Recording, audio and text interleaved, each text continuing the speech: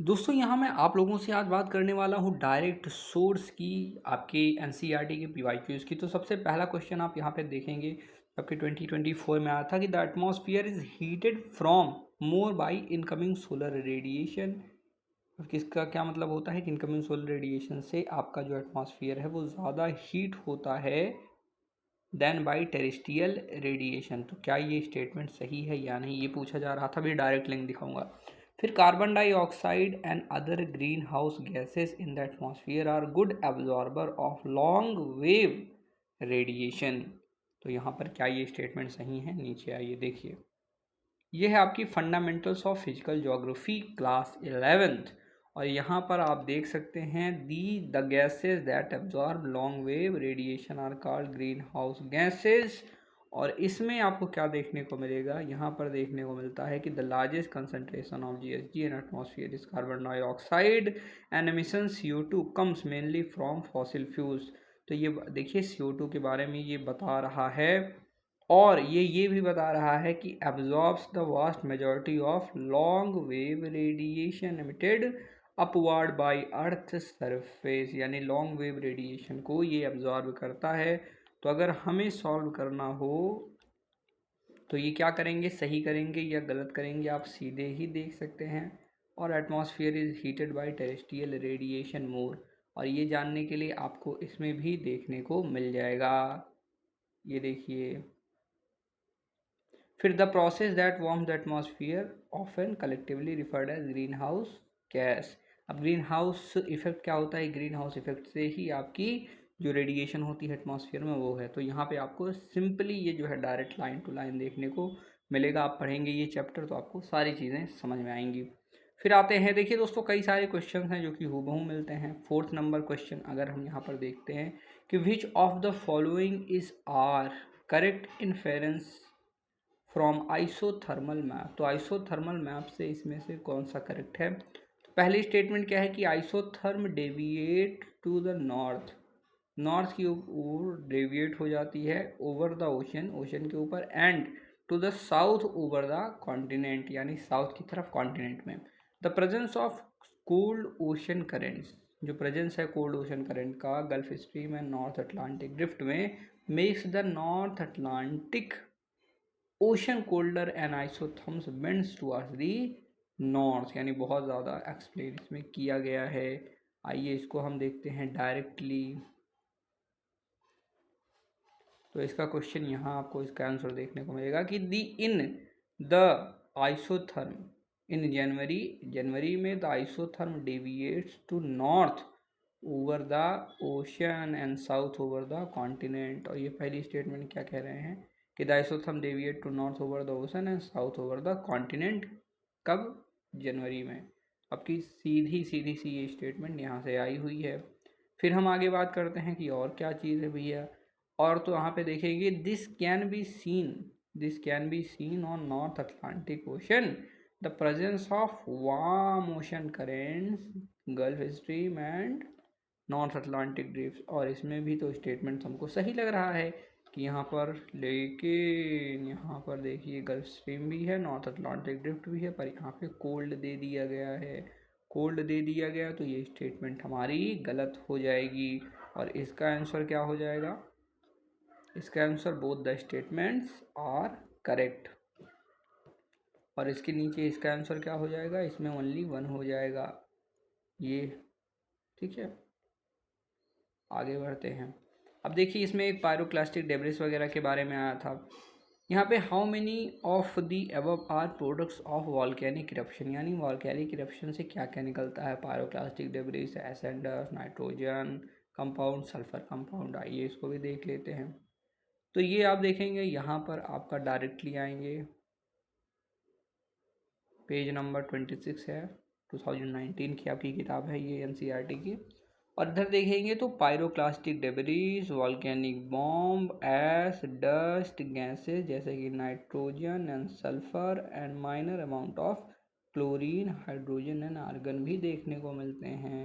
यानी सारी की सारी चीज़ें यहाँ पे आप देख सकते हैं, सारी की सारी चीज़ें दी गई हैं कि नहीं दी गई हैं, दी गई हैं। तो इसका आंसर क्या हो जाएगा, ऑल 4। तो यहाँ पे ऑल 4 लग जाएगा। ठीक। आइए अब आगे बढ़ते हैं।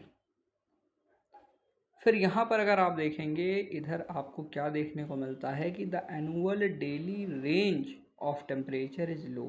जो एनुअल डेली टेम्परेचर होता है वो लो होता है। Precipitation through out the year यहाँ पे हमें देखने को मिलती है, और प्रेसिपिटेशन वेरी करती है 50 से लेकर के 250 सेंटीमीटर तक। सोचिए, 50 से लेकर के 250 सेंटीमीटर तक। और ये पूरी मैंने दोस्तों पूरी सीरीज़ पढ़ाई हुई है, जिसमें 33 वीडियोज़ हैं आपकी एनसीईआरटी में। जो नहीं पढ़े हैं या जिसको एनसीईआरटी कम समझ में आती है, लाइन बाय लाइन मैंने किताब दिखा करके, क्योंकि एनसीईआरटी की बुक है तो उसमें कॉपीराइट का दिक्कत होती नहीं है, एक एक लाइन पढ़ाया हुआ है, मतलब एक एक लाइन, एक एक वर्ड आप कह सकते हैं। तो आप जाके देखिए, 33 वीडियोज़ आपको मिलेंगी। Each and every video will be about 40 to 50 minute. तो यहाँ पे आपको वो देखने को मिलता है। तो आइए इधर चलते हैं हम। अब यहाँ पे अगर आप देखेंगे ना, तो मरीन के बारे में है, मरीन वेस्ट कोस्ट क्लाइमेट के बारे में। और यहाँ यही नहीं, यहाँ पे हर साल अगर आप देखेंगे तो कभी पोलर क्लाइमेट के बारे में पूछेगा, कभी कोल्ड स्नो फॉरेस्ट क्लाइमेट के बारे में, कभी आइस कैप क्लाइमेट। और यहाँ पर ये अलग अलग क्लाइमेट्स के बारे में पूछता आ रहा है। 2023 में भी आपसे पूछा गया था। 2023 का अगर मैं आपको दिखाऊं तो ये 2024 है। हाँ, तो इसी के ऊपर वाला यहीं पे था, यहीं से नॉर्दर्न हेमिस्फीयर, जुलाई स्पेशली नॉर्दर्न हेमिस्फीयर डेविएशन जो है यहीं से पूछा गया था 2023 में भी। वो भी अभी आपको मैं दिखाऊंगा, आप कमेंट करके ज़रूर बताइए। ये तो 2024 के कुछ क्वेश्चन हैं, अभी कई सारे क्वेश्चन मैच कर रहे थे। लगभग आप देखेंगे तो 17-18 क्वेश्चन आते हैं आपकी ज्योग्राफी से, जिसमें से 9-10 क्वेश्चन आप बड़े ही आराम से कर सकते हैं डायरेक्टली, वो भी आपकी एनसीईआरटी से। यानी अगर 2-4 आपको थोड़ा दिमाग लगाना रहता है, लॉजिकल एक्सप्लेनेशन उसमें होती है, एलिमिनेशन होती है, तो हो जाता है। और इस बार अपना भी प्रीलिम्स है 25 तारीख को, तो देखते हैं दिमाग कैसे काम करता है। और अगर निकलता है प्रीलिम्स तो मैं आपको बताऊंगा कि अब मैंने कौन कौन सी स्ट्रेटजीज़ फॉलो करी हैं, जैसी आप भी कर सकते हैं।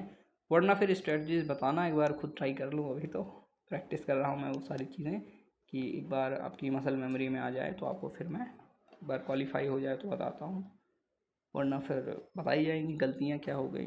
तो यहाँ पे अगर आप देखेंगे तो सबसे पहली बात क्या नज़र में आएगी, मरीन वेस्ट कोस्ट क्लाइमेट इधर लिखा गया है। और मरीन वेस्ट कोस्ट क्लाइमेट में क्या दिया गया है कि the mean temperature in summer ranges 15 से 20 डिग्री सेल्सियस एंड विंटर 4 से 10 डिग्री सेल्सियस। और the annual and daily ranges temperature are small, precipitation occurs throughout the year. ये डायरेक्ट दिया गया है। और प्रेसिपिटेशन भी 50 से लेकर के 250 सेंटीमीटर तक हो सकता है।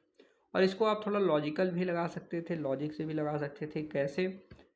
कह ये रहा है कि annual daily range of temperature is low, यानी daily range of temperature, daily daily अगर आप देखेंगे तो उसका जो टेम्परेचर का रेंज है वो लो है, यानी बहुत ज़्यादा अंतर टेम्परेचर में देखने को नहीं मिल रहा है। अब एनुअल डेली रेंज टेम्परेचर जो है वो अगर कम होगा तो ये किस जगह हो सकता है, आप अपने दिमाग से सोचिए। रेगिस्तान तो हो नहीं सकता, क्योंकि रेगिस्तान में annual daily range of temperature वो ज़्यादा होता है। ये हो सकता है या तो इक्वेटोरियल रीजन हो, क्योंकि वहाँ पर भी ऐसा ही होता है, और या तो हो सकता है कहीं कोस्ट वगैरह, कोस्टल रीजन हो।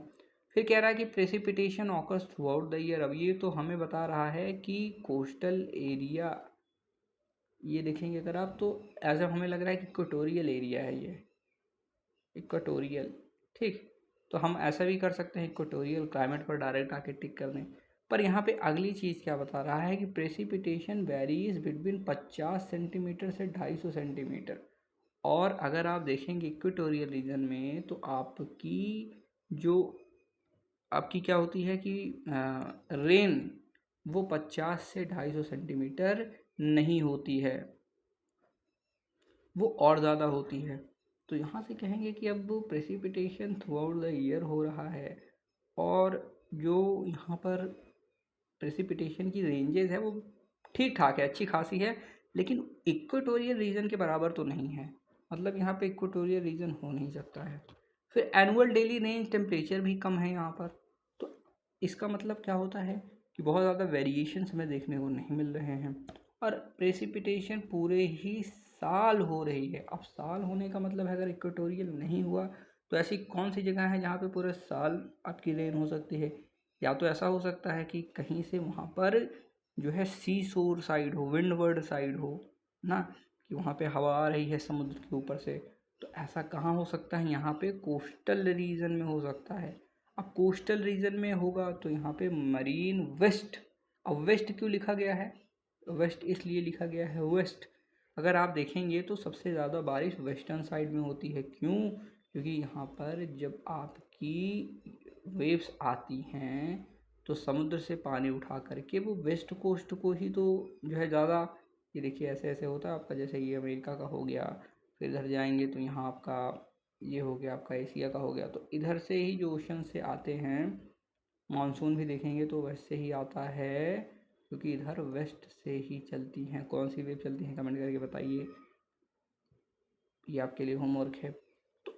तो उससे क्या होता है, उससे वो अपने साथ लेके आती हैं बहुत सारा पानी। तो ऐसे ही इससे आप थोड़ा लॉजिक से सॉल्व कर सकते थे, पर इसमें आपको थोड़ी सी कन्फ्यूजन हो जाती, बट डायरेक्ट दिया गया है तो कोई दिक्कत वाली बात नहीं। आप मुझे कमेंट करके बताइए और सारी ये आपके लिए आ जाएगा। मिलते हैं अगले वीडियो में। जय हिंद, वंदे मातरम।